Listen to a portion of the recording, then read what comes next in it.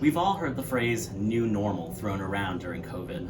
A lot has changed since March 2020, including you, and that's okay. Adapting to change can be difficult, especially when it includes challenging circumstances like a global pandemic. But change is also a natural part of life.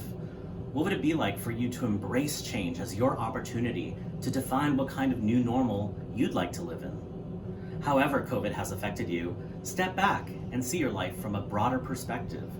You can choose what stays, what goes, and what lifestyle you cultivate.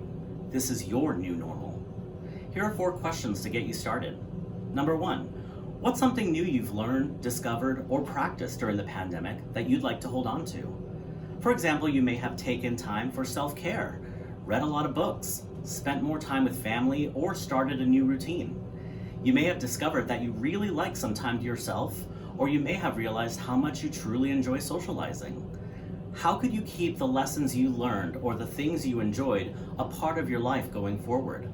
Think of one thing you could do to make that happen. Number 2, what's something you miss about life before the pandemic that you would like to get back to? The pandemic has required us to let go of things we enjoyed or depended on. You may miss social activities like sporting events and concerts, traveling on planes or road tripping, grabbing dinner out with friends, or activities like hiking or yoga classes. You might not be able to go back to exactly the way it was, and you may be a bit different yourself. Still, there could be small ways to safely get back to the things you miss. What's one thing you could try? Number 3, which changes are out of your control? How can you work with them rather than against them? During big changes, it can feel like everything is happening to you and there's nothing you can do about it, and that's really hard. While it's true that we'll never control everything or be certain of what's coming next, you do have a choice in how change feels. Sometimes we fight against change. This might look like complaining, refusing to adapt, or giving up altogether. Sometimes the struggle with change is internal. For example, you might worry or feel hopeless about your situation. If you find yourself fighting against changes outside of your control, consider how this is affecting you.